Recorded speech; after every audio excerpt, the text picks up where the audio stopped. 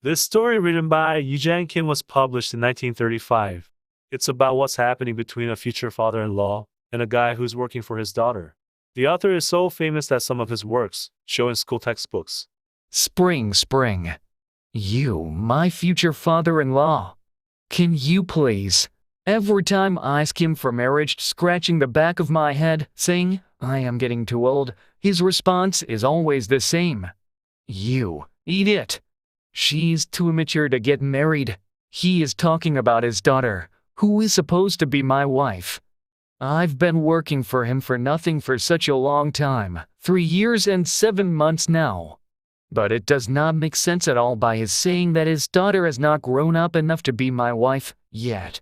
It's okay if he insists that it's due to my problems like eating too much or needing to work harder, because I can deal with that.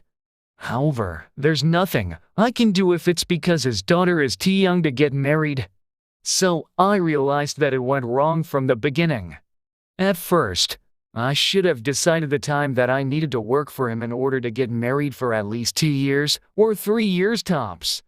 Actually, the only thing he promised me was that he would let me marry his daughter when she would grow tall enough. But he did not specify how tall she should be for a marriage. Furthermore, I did not even know there were people who do not grow taller, but just bigger over time, after a certain point, like his daughter.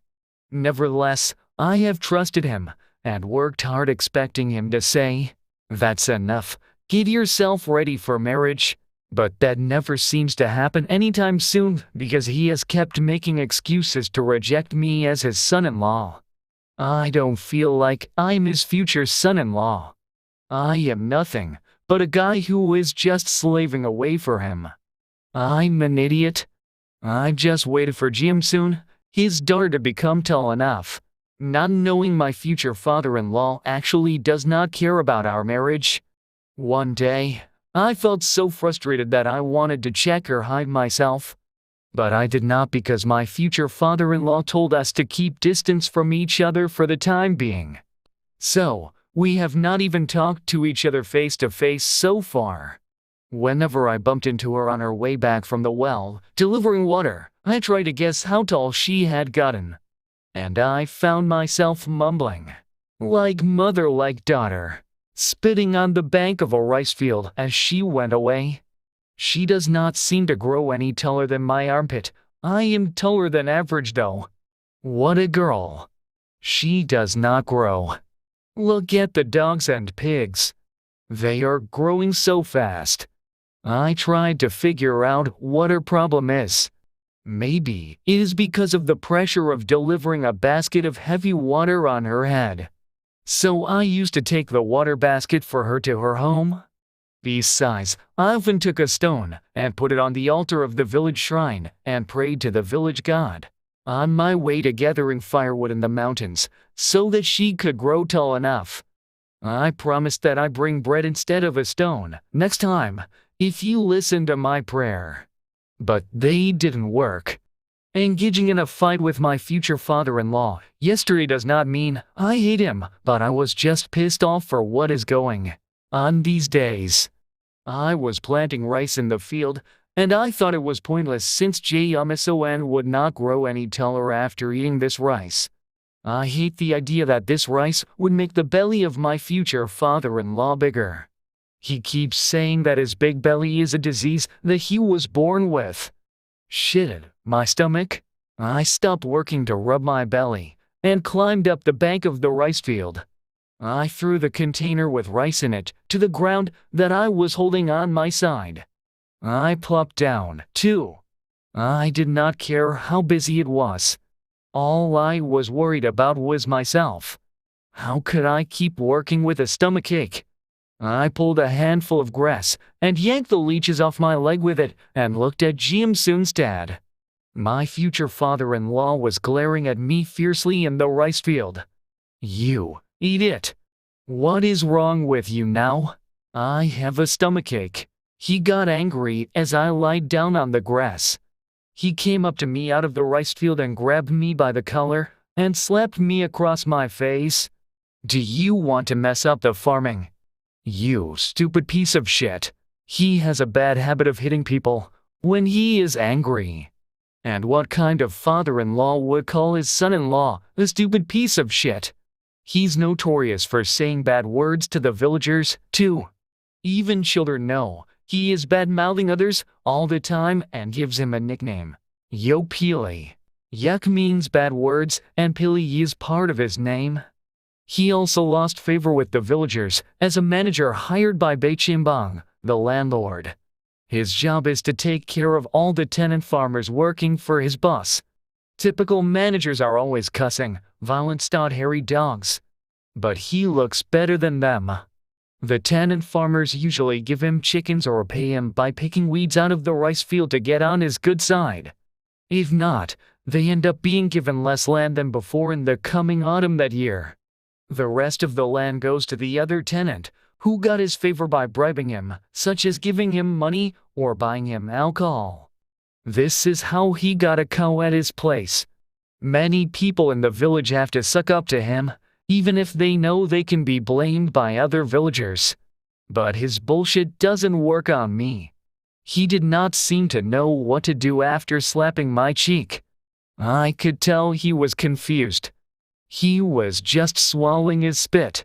A busy season of farming is coming up soon. He has to pull weeds. He has to plant rice. But what if I just leave him? About this time last year, a similar thing happened to me. When I was oversleeping, he threw a stone at me and hurt my ankle. It was so hurt that I could not work properly for 3 or 4 days. Eventually, he was frustrated for what he did to me. Come on, get up and go to work.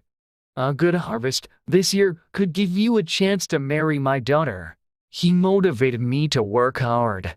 He was surprised when I finished 2 days' worth of work in a day. As the autumn came up, I stacked up bags of rice, one by one in his place after harvesting. At last, I thought it was the time for marriage.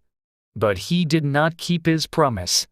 With his tobacco pipe, he pointed at his daughter passing by with a water basket and said to me, "She's too small to get married yet." I felt betrayed and turned my face red hearing that. I was so pissed off that I almost wanted to push him off the porch of his house and leave. But I knew I could not leave him and come back to my home this way because people in my village would make fun of me, thinking I would just kicked out.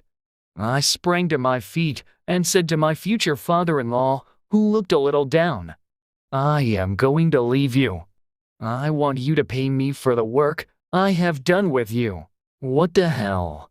You are not my farmhand, but you're my son-in-law.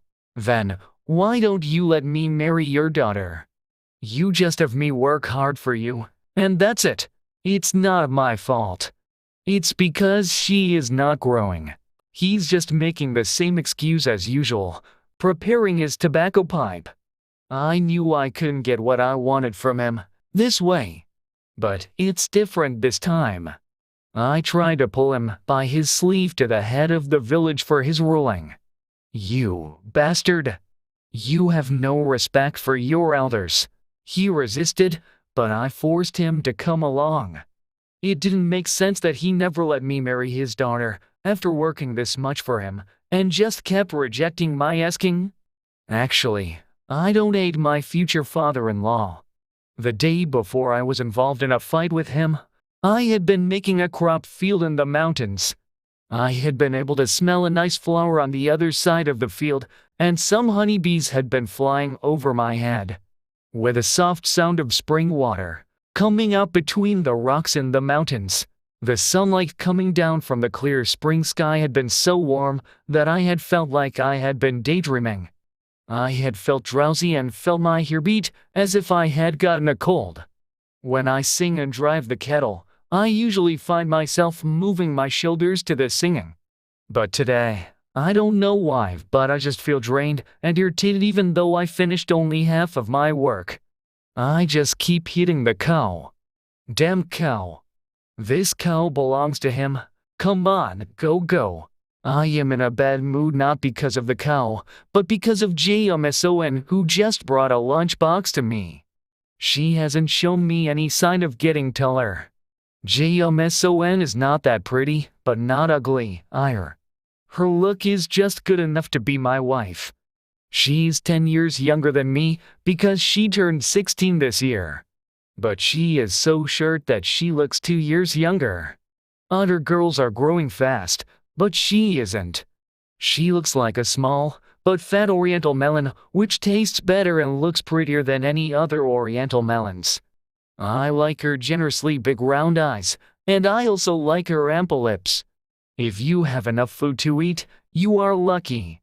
But if there is one thing I don't like about her, she sometimes tends to move so fast, it's clumsy according to her father, that she drops the lunch she's delivering to me to the grassland by mistake. I don't like eating lunch with dirt from the ground. But I have no choice but to eat the food, hearing the gritty sound of me eating dirt in my mouth, because I don't want to see her embarrassed. Surprisingly today, she put down lunch smoothly on the ground without any mistake. And then she took a few steps away, turned her back and sat on the grass. She was waiting for me to finish lunch. When I finished eating, she came and wrapped the empty bowls and dishes with a cloth. Lowering her head, she was talking to me or to herself. I was not sure, which surprised me. Just gonna keep working. And that's it. She was always keeping distance from me, and I thought she was only obedient to her father. So, what she just said was shocking. I talked to myself, staring into the void. What am I gonna do?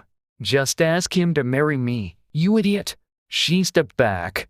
Then her face turned red, and she ran away to mountains.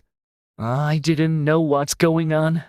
I was confused and just saw her going away.